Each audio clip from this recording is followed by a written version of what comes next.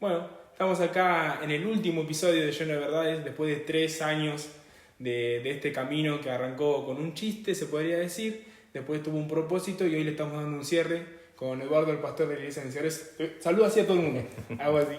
Bueno, ¿cómo estás? Primero. Bien, bien, gracias por la invitación y bueno, por ser parte también ahora justamente de fin de ciclo, pero seguramente habrá más planes y proyectos para el futuro. Sí, hoy. Siempre. Hay una pregunta que estuvo a lo largo de los 3 años que estuvo este programa y es ¿cómo fue tu semana 1 al 10? No tiene ninguna reverencia, pero estuvo siempre. Siempre, bueno, mínimo es un aprobado, ¿no es cierto? Pero sí, siempre uno dice 7, 8 porque siempre hay mucho más por hacer, por mejorar, así que es muy difícil no calificarse con 10, pero sí, 7/8. Bueno, me imagino que ahora muy atareado con la época, Sí. época de campaña, que bueno, también el propósito de este mensaje, el propósito del tema de este video que es el Evangelio, también tiene que ver mucho con este tiempo que están las campañas evangelísticas, que es muy común que la iglesia salga justamente y tener cuidado de dar un mensaje que no es justamente. Este tema nació, te había comentado vos, de un versículo que está en 2 Corintios 4:4, que es el famoso, el Dios de este siglo vino según el entendimiento, pero Dios, así como dio luz en Génesis, también lo va a dar en nuestros corazones. Entonces, entender eso, que Dios es el Evangelio y tener cuidado de no predicar un Evangelio que no es. Pero bueno, así arrancamos. Te quiero preguntar a vos, que sos el invitado, que cuál es la importancia de entender realmente qué es el Evangelio y la importancia de predicar el mismo. Sí, lo primero que decís vos es entender. Dios se ha revelado, dice la Escritura, de muchas maneras, pero que en los últimos tiempos se ha revelado a partir o a través de Cristo, ¿no? Entonces hoy la revelación de Dios y la revelación del Evangelio es Jesucristo. Todo concluye en Él. Y nosotros como cristianos, seguidores de Cristo justamente, es decir, creemos por supuesto que es la verdad. Jesús dijo, yo soy la verdad, yo soy el camino. Hay mucha gente que toma distintos caminos. Yo creo que todo ser humano nos planteamos en algún momento si estamos en el camino correcto, aún dentro del camino cristiano, porque creo que la mayoría no queremos poner nuestra fe, nuestra esperanza y aún toda nuestra vida y nuestro esfuerzo en algo que en definitiva no es una verdad. Entonces a veces hay un conflicto, sobre todo cuando uno recién comienza los primeros pasos del cristiano, hasta que el Espíritu Santo, por supuesto, nos va ayudando en esas dudas que uno pueda tener, en esos planteamientos que uno pueda tener, porque uno se plantea si Dios existe, y bueno, Dios existe, ¿por qué? Y si Dios existe, entonces, ¿cómo entiendo de que Dios me está llamando a ser parte de su familia, ¿no? Y entrar en ese propósito eterno de Dios? Así que esto tiene que ver también con el Evangelio. Sabemos por definición que el Evangelio son buenas noticias, y esas son buenas noticias que comienzan en Dios, buenas noticias que parten de Dios. Después nosotros, los cristianos, tenemos la responsabilidad de comunicarlas, de difundirlas, de esparcirlas por toda la tierra, para que como nosotros escuchamos un día las buenas noticias, y esas noticias fueron el inicio de un comienzo de una transformación de nuestras vidas y de darle propósito a nuestra vida, darle sentido, darnos una eternidad y una eternidad con Dios, que es muy diferente a otro tipo de eternidad que va a tener otra parte de los seres humanos, pero que ya será de condenación. Entonces, ¿cómo no voy a responsabilizarme en comunicar las buenas noticias? Así como me las dieron a mí, yo les quiero dar las buenas noticias, si pudiera, al mundo entero. Bueno, ¿a qué punto, capaz que a gran escala, porque uno no sabe muy bien exacto, pero vos en tu experiencia personal, ¿cómo ves que se tergiversó el mensaje del Evangelio? Bueno, uno en realidad tenía que partir que el engaño viene desde el principio, porque la Escritura dice en el libro de Génesis que Satanás, también después, entre otros nombres, la serpiente antigua. ¿Por qué? Porque a través de una serpiente, que estaba uno de los animales que estaba en el huerto del Edén, logra sembrarle a Eva una duda, logra de sembrarle allí una mentira, y lamentablemente Eva le cree a la serpiente, que detrás de la serpiente, como dije, en realidad está el diablo, el engañador, el mentiroso. Y entonces a partir de ahí ya comienza a tergiversarse todas las cosas. ¿Por qué? Porque el ser humano no tendría que haber dudado de Dios, no tendría que haber dudado de lo que Dios había dicho, de que tenían prohibido comer aquel fruto, aquel árbol de la ciencia del bien y del mal, y Dios lo prohíbe por el bien del mismo hombre, como todo mandamiento. Muchas veces el ser humano, a veces los cristianos también malinterpretamos y creemos que a veces los mandamientos son restrictivos, como diciendo, yo podría disfrutar esto y Dios me lo prohíbe. En realidad, todo lo que Dios prohíbe es porque nos va a dañar, nos va a hacer mal. Tarde o temprano vamos a sufrir las consecuencias de transgredir los mandamientos de Dios. Y todo lo que Dios dice que haga es porque me va a bendecir. Entonces, yo creo que a partir de ahí ya el enemigo ha cumplido en cierta manera su plan, que es lograr engañar a ese ser creado por Dios, y a partir de ahí entonces, generación tras generación, Satanás engaña a todas las generaciones. Bueno, ¿cómo llegamos a los días de hoy? A los días de hoy vemos un evangelio que ha sido bastante tergiversado, sobre todo lo que llamamos, o llaman ellos, el evangelio de la prosperidad. Sabemos, por supuesto, que Dios bendice, que Dios prospera, pero el tema está en este falso evangelio, que el apóstol Pablo, de paso, decía, no es que hay otro evangelio, pero, dice, algunos predican otro evangelio. Entonces, ¿y qué hacen? Tergiversan justamente con una motivación, por supuesto, no santa, una motivación que lo que están mostrando es una codicia. En la Biblia hay ejemplos, por ejemplo en el libro de Judas, el libro también de Pedro, segunda de Pedro, el libro de Apocalipsis, que es la revelación que Jesús le da al apóstol Juan. Todos esos tres libros refieren a un personaje llamado Balaam. Balaam era un vidente de la antigüedad, era un profeta, podemos decir también, una persona que Dios le revelaba cosas y que él comunicaba mensajes de parte de Dios, pero sin embargo, un día la codicia de su corazón hizo que él tergiversara el propósito de Dios en su vida y se vendió en manos de un rey enemigo de Israel para que Israel tuviera que ser castigado por Dios, como no pudo maldecir directamente porque Dios se lo prohibió y este hombre entendió que más vale no hiciera aquello que estaba en su corazón hacerlo, pero que Dios, como dije, se lo prohibió, pero igualmente dio un consejo a aquel rey y ese consejo trajo maldición a Israel. ¿Por qué? Porque aquel consejo era la tentación para que Israel desobedeciera el mandato de Dios de no unirse a otros pueblos en yugo desigual.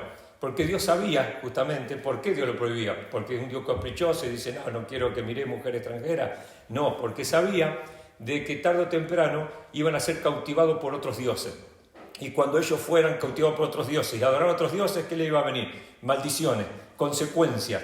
Entonces, y en esas maldiciones ellos tenían grandísimas pérdidas. Entonces, como Dios los quería librar justamente de esas maldiciones, es que Dios pone mandamientos, pero aquel profeta le dice al rey cómo hacer para que Israel caiga en transgresión y entonces Dios lo iba a enjuiciar a Israel y a castigar.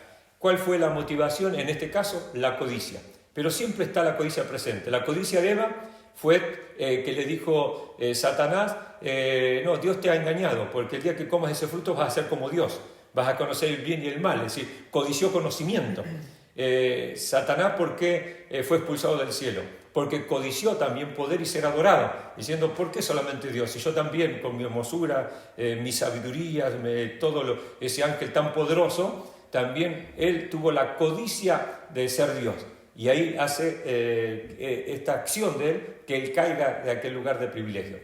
Entonces, hoy, lamentablemente, también la iglesia estamos viendo un evangelio distorsionado por hombres y mujeres que muchos de ellos empiezan bien y que son personas que predicaban el verdadero evangelio, el único evangelio, diría el apóstol Pablo, si no. Pero ¿por qué? ¿En dónde comienza el tema esta la distorsión? Bueno, en un momento donde el enemigo, el experto, porque la Biblia habla como Jesús dice que es el padre de mentiras, el experto engañador logra sembrar unas semillas en ellos y por lo general es esta la codicia, el amor al dinero, y la Biblia dice que raíz de todos los males es el amor al dinero, el cual codiciando algunos se extraviaron de la fe. Y esto les pasa a ellos, se extravían de la fe, codiciando lo que no tenían que codiciar, porque Dios quiere bendecirlos y seguramente serían prosperados y bendecidos también sin tener que caer en esa manipulación del Evangelio.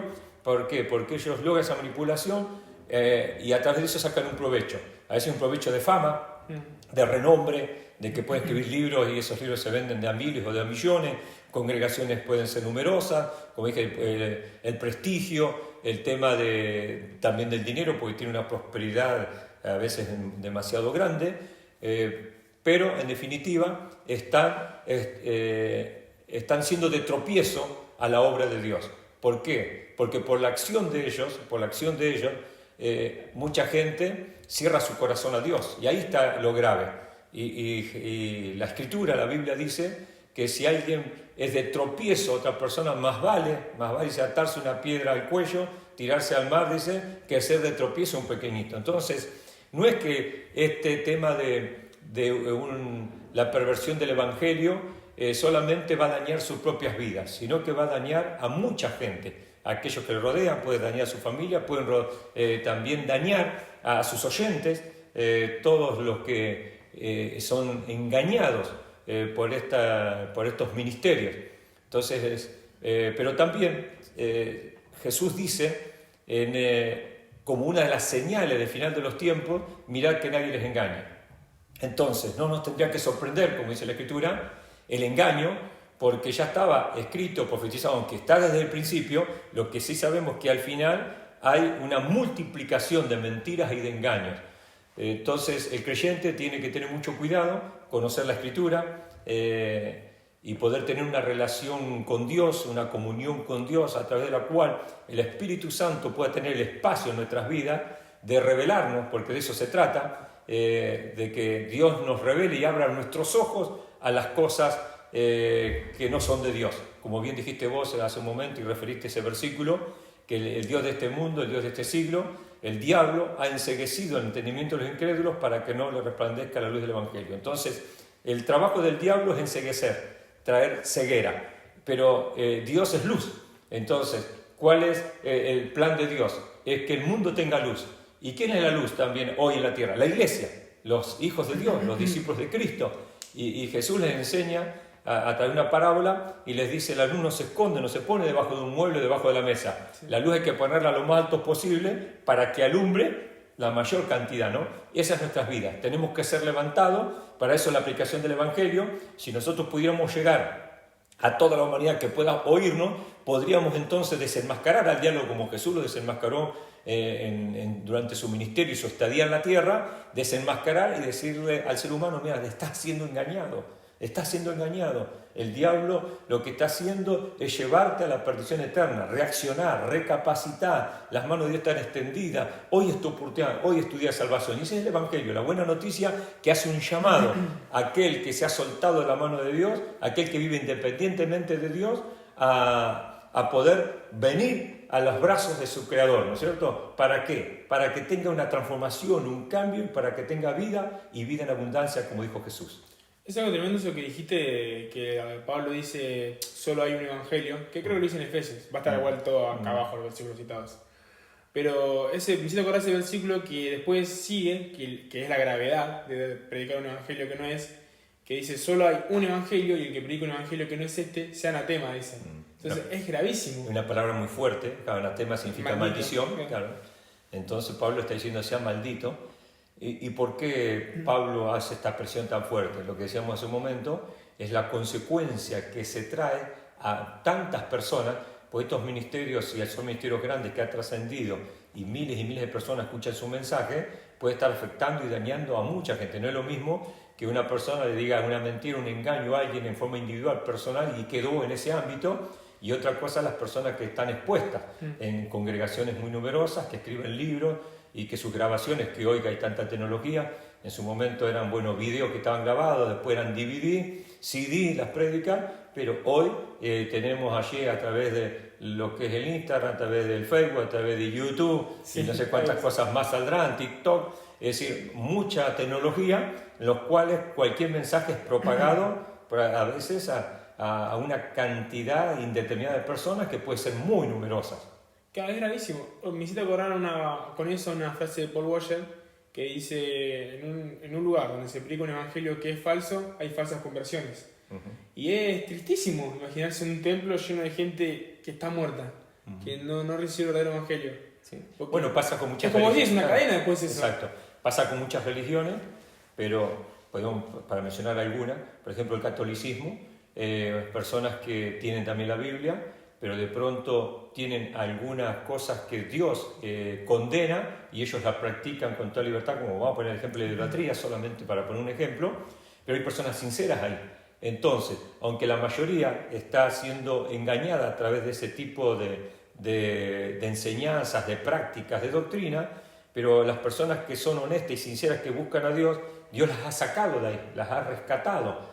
Entonces tenemos muchos testimonios de católicos que conocieron a Cristo y pudieron salir de un lugar donde estaban confundidos. Musulmanes, hoy se está escuchando muchos testimonios de personas que están conociendo a Jesús, que están ellos escuchando el Evangelio. Ahora, ellos tenían de muchas generaciones la práctica de una determinada religión como esta, musulmana.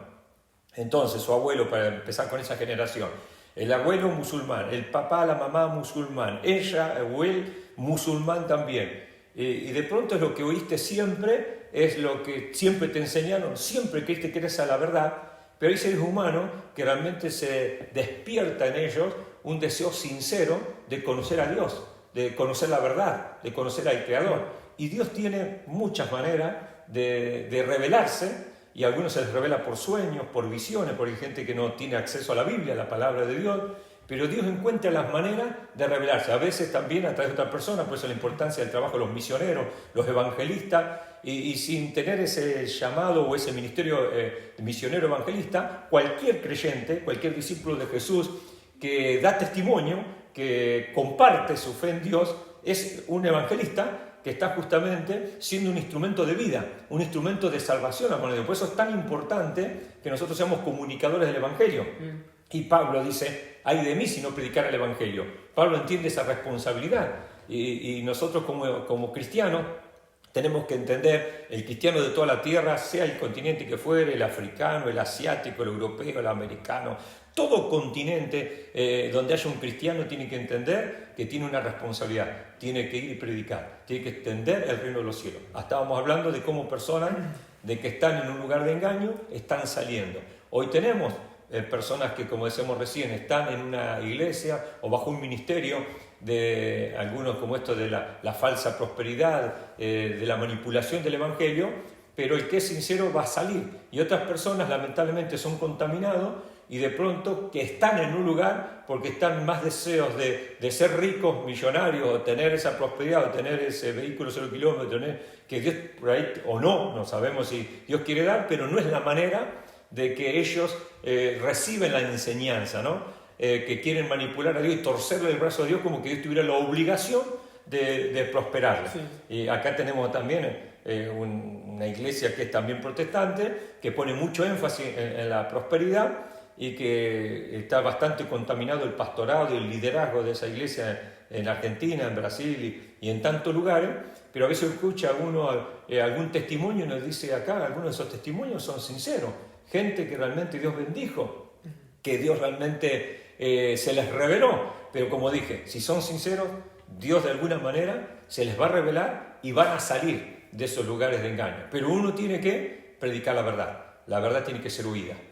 Eso te quería preguntar con respecto a aplicar la verdad. Por ejemplo, capaz que esta es una pregunta más desde un consejo, de tu experiencia, pero ¿cómo recomendás o algo a una persona de no caer en esa prosperidad? Por ejemplo, a una persona viene, se me acerca y sus problemas son de economía, su problema es de su familia.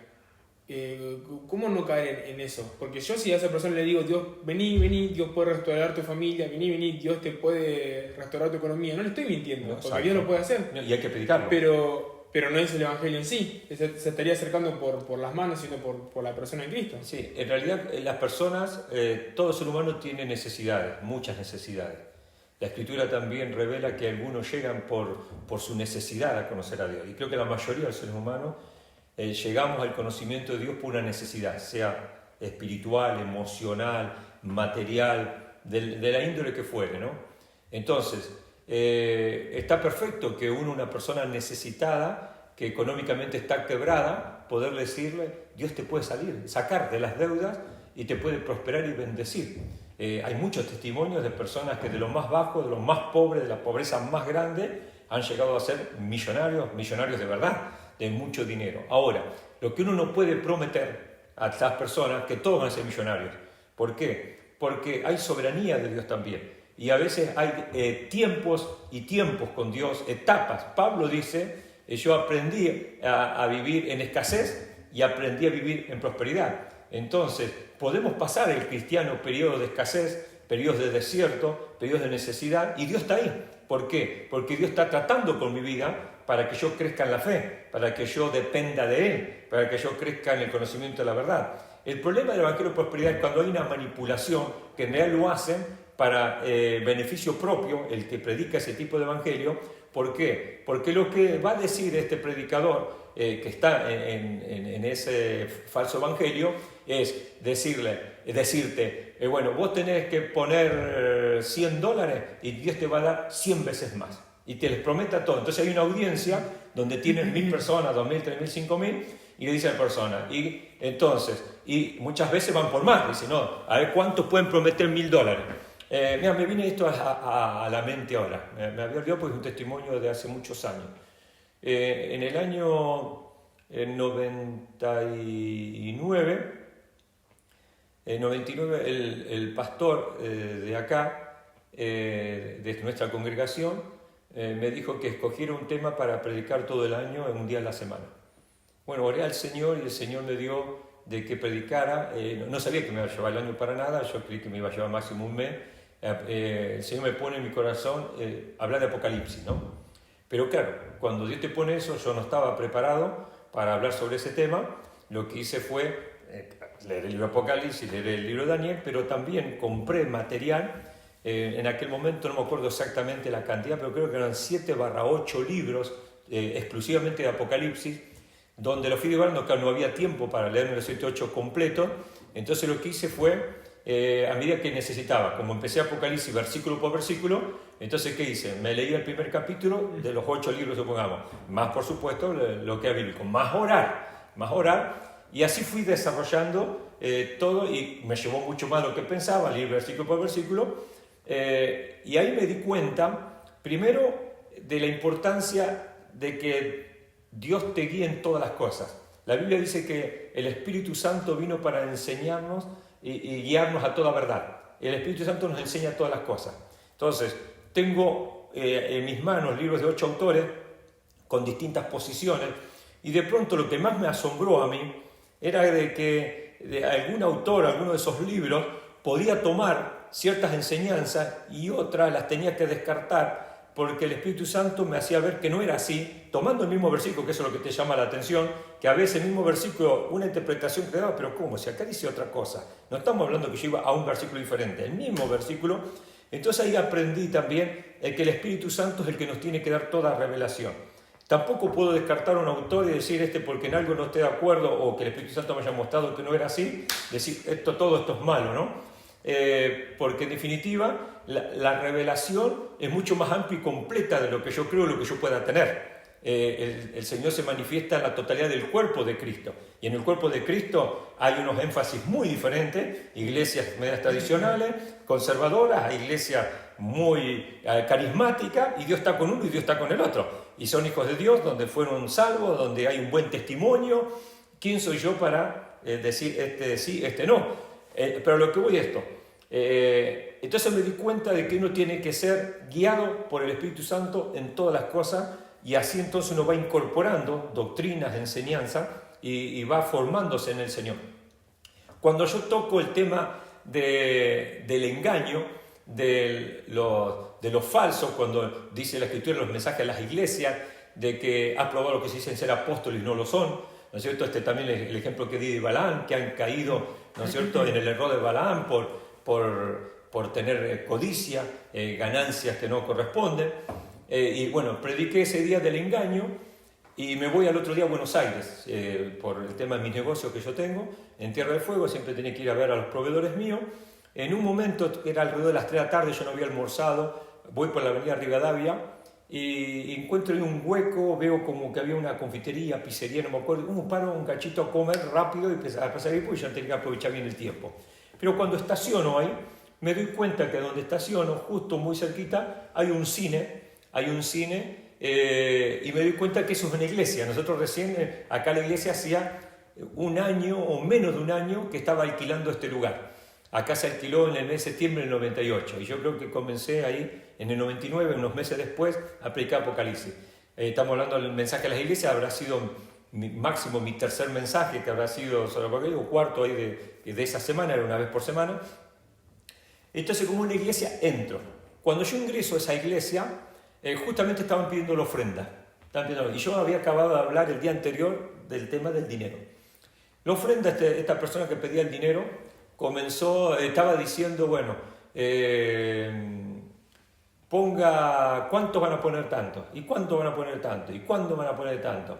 Y cuando llegó los billetes de más abajo, menospreció y dijo, en el que va a poner, no me acuerdo en aquel momento si los billetes eran 5 pesos, 2 pesos, no me acuerdo bien qué valor era, menospreció, como diciendo... y yo decía, pobre audiencia, pues te dabas cuenta de la manipulación de la persona. Bueno, termina de pedir la ofrenda que le llevó mucho tiempo y comienza a pedir más dinero ahora para un viaje a Israel. Porque dice que va a ir a Israel, que va a llevar las peticiones y que todas las peticiones que fueran a Israel, el muro de lamento, Dios iba a responder todas las peticiones. ¿Cuánto están pidiendo por un departamento? Dice, ¿cuánto? Toda la gente levanta la mano. Y entonces dice, ¿cuánto vale un departamento? Él se preguntaba y se respondía. ¿Cuánto vale? Es decir, ¿cuánto vale? Mínimo, ¿cuánto vale? $50.000 vale mínimo un departamento. ¿Cuánto es el diezmo de un departamento? $5.000. Bueno, usted no tiene $5.000, pero usted sí, si usted tiene fe, usted haga una promesa a Dios, usted pone la promesa que le va a dar $5.000 a Dios y Dios te va a dar el departamento. Así. Yo no sé si salir corriendo un momento, digo, no sé, yo no puedo escuchar esto, me voy, y el Señor como que me retiene y dice, lo que predicaste ayer vas a oír hoy. Como es el tema del engaño. Termina, el predicador dice otra cosa más. Dice, bueno, todo lo que prometieron más vale que cumplan, porque mejor, y empieza a condenar al que no fuera a cumplir con la promesa. Y ojo con andar criticando y diciéndole a otro, condena también. Y ahí te das cuenta de la manipulación. Entonces, el Evangelio es un Evangelio de prosperidad, porque le dice la Escritura, ¿no es cierto? Cuando dice Juan, deseo que prosperes en todas las cosas, en todo, material, en tu salud, en tu vida emocional, en tu vida espiritual. Todo tiene que ser prosperado. Otra cosa, el falso evangelio es el que tergiversa, el que manipula a las personas con un beneficio propio, ¿no es cierto? Porque esta gente después se quedan con esas ofrendas. Entonces, se quedan con ese dinero. La gente está pobre, la gente es esquilmada, la gente se fue creyendo de que Dios le había hablado y después lo terrible que se va a enojar con Dios. Dios le falló. Hicieron la promesa, dieron el dinero, o la culpa después, la carga que nunca, ¿cuánta gente de esas no pudo nunca cumplir con los $5.000 que había prometido? No lo tenía, pero la manipularon para que escribiera una promesa de que iba... le decía a la persona esta, saquen un crédito por $5.000, saquen un crédito. Una locura total. Bueno, eso es lo más grave que he oído. Lo más grave que he oído. ¿Quién era? Claro, no sabía porque no estaba el cartel, que recién alquilaban, no tenía puesto el cartel. Cuando ahí un poco pregunto de quién se trataba, era la Iglesia Universal. Entonces, que también para mí son mercaderes del Evangelio. Entonces, no es directo porque ellos no tienen comunión con nosotros, con la Iglesia Evangélica de Argentina. En Brasil creo que tienen un poco más, no lo ven tan grave las demás iglesias evangélicas, pero acá nosotros lo vemos grave ese tema. Pero un poco responde a tu pregunta, que si hay una persona nueva o no nueva en estar en el Evangelio, claro que tengo que orar para que Dios lo prospere y lo bendiga, porque Dios quiere que prosperemos y que seamos bendecidos. Israel es el ejemplo. Cuando Israel estaba bien con Dios, era el pueblo más próspero de casi de la tierra, prosperado, y la gente quería hacerse judío porque veían la bendición de Israel. Mira hasta el día de hoy, a pesar de que Israel en su mayoría no creyó en el Mesías, ¿no es cierto? En su mayoría están esperando sostener el Mesías y no han entrado todavía en esa revelación de que el Mesías vino hace 2000 años atrás. Sin embargo, Dios los guarda, Dios los protege, porque hay promesas eternas sobre ellos. ¿Por qué? Porque Dios se lo prometió a Abraham. Entonces, y Dios cumple su palabra, hay promesas. Pero es verdad también que no porque sea el pueblo de Israel, el pueblo de Dios, pueden hacer lo que se les da gana. Dios los corrigió infinidad de veces. Dios los castigó infinidad de veces. Entonces, Dios tuvo que disciplinarlo muchas veces. ¿Por qué? Porque justamente el padre que ama a sus hijos los corrige, los disciplina, para que no se perviertan completamente. Dios en la historia los tuvo que sacudir un montón de veces y los profetas eran los encargados de predicarles muy duro, pero a los profetas les costaba la vida. Muchos profetas fueron muertos por predicarles la santidad, por predicarles que se vuelvan a Dios, por predicarles que estaban en condenación, en juicio, y que iban a venir las naciones paganas a tomar control de ellos si no se arrepentían. Y ellos pensaban que ese era un falso profeta, pero era el hombre de Dios. Y los falsos profetas que decían, no, el Señor los va a prosperar, vas a vencer, vamos a salir victoriosos, vamos a salir vencedores contra todo. Siempre existieron. Pero claro, esos falsos profetas que tenían el sustento de esos reyes que estaban fuera del propósito de Dios. Entonces, como eran personas que recibían favores del rey, le profetizaban bien al rey. Y los verdaderos profetas parecía que profetizaban más, pero lo que estaban profetizando era palabra de Dios.